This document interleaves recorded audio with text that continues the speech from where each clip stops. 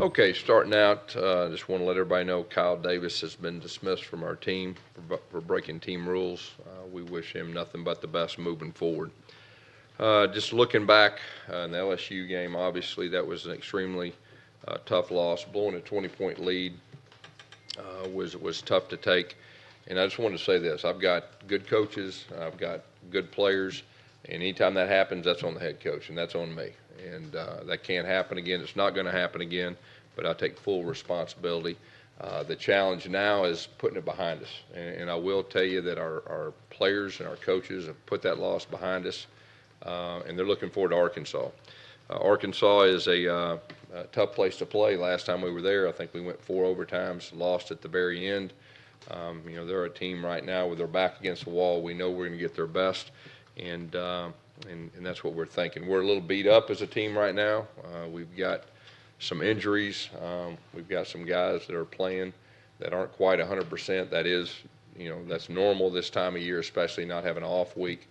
Guys, starting with Kyle, how disappointing is that news? You had Sean dismissed, you've had Byron transfer, you've had receivers in the past. Kyle started to reflect, frankly, a lot of the same behavior that Duke Williams displayed a couple of years ago.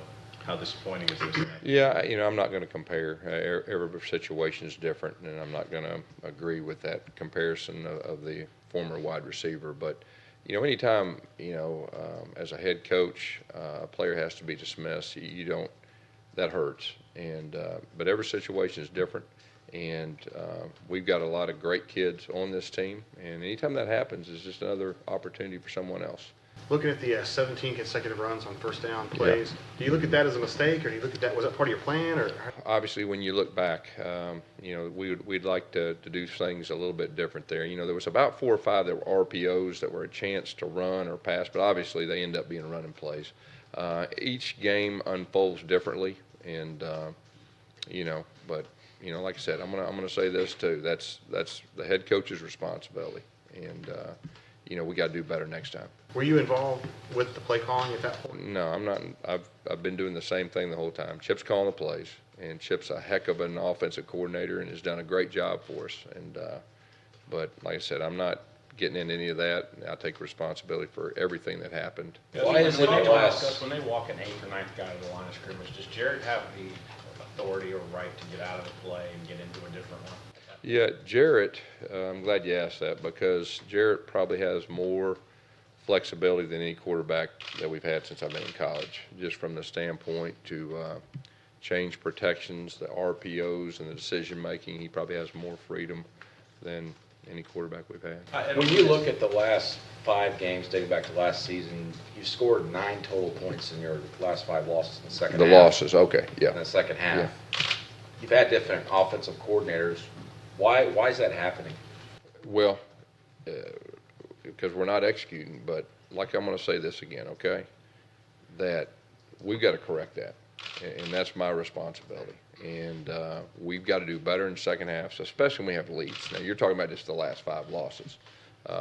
We got to do better, and we've got a plan to do that, and that's got to happen. You said it's execution. Is it not play calling? Yeah, I think it's all the above. It's everything. I mean, anytime you don't score points, I think it's everything. Guys, you continue to reiterate that you're not calling the plays, but all statistical evidence indicates that you have at least influence over it. The run-pass play breakdown on first down is almost in line exactly with how this was during your tenure as both offensive coordinator and as head coach. When the evidence shows, and no fan, nobody watching TV believes that you're not calling the plays, why do you continue to emphasize that you have no Well, I'll say this. As a head coach, we're going to have a philosophy, and we're a run, play, action team, throwing the ball vertically. And we hired Chip to be more balanced, and we are more balanced. So you need to throw that in there too. And, Chip's doing a good job.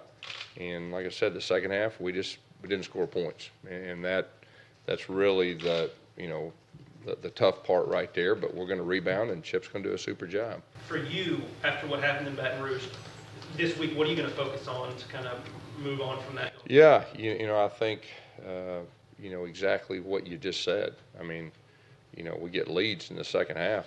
We can't let that happen again. I can't let that happen again. And we've got to do better. I've got to do better in those type scenarios. And just from a head coach's standpoint, I mean, the reality is, we have a good team. And, we've got to put that loss behind us, and we've got to improve. And we're going to do that. There's no doubt in my mind we will. So, as bad as we feel, for that last game, we need to go to Arkansas. We need to get a victory. How about the offensive lineman?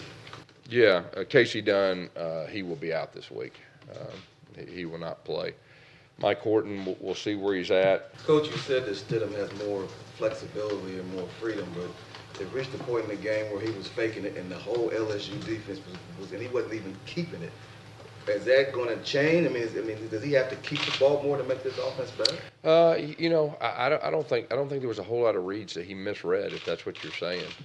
Most of those that we were talking about were more of the pass off of the zone read more than it was him keeping. There was a few reads, that he had, but he didn't misread anything as far as that goes. Assuming Cameron Petway is healthy, Yeah. does he still fit in this offense with what his skill set is, or is Chip's kind of influence kind of made him a little bit more obsolete?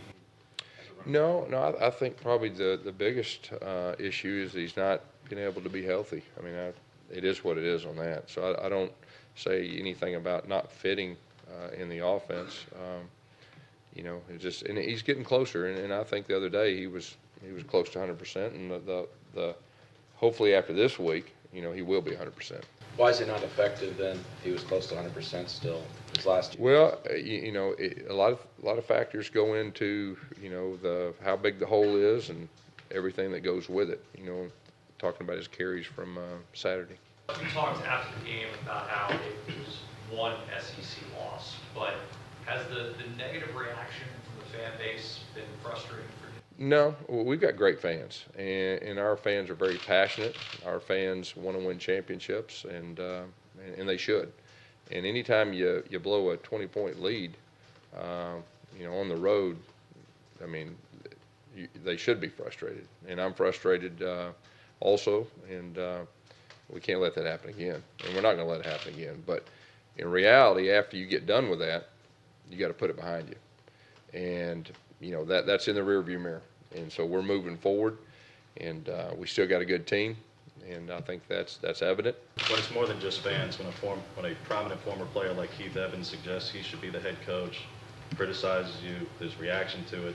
Have you spoken to Heath? How do you handle when it's not just fans, when there's former players? Yeah, I can't remember if I've spoke to Heath since I've been the head coach. I mean, he's a TV guy, and TV guys, they all got opinions. So, as a coach, you just, I control what I can control, and we got a good team, and we're going to finish this thing strong. And people are frustrated, and people have a voice; they can voice their opinion, and that's just an opinion. Was it a conscious decision among the coaching staff to go more conservative? No, it was. If I remember in the first half, I think we were running the ball pretty well, and we were up. Our defense was playing good. I know we gave up the drive right before the halftime, but the reality is, that how many points can they really score on your defense? I know that is one thought that, as a coach, but, obviously, it didn't work out that way. How do you prevent a bad loss from beating you twice? Yeah. When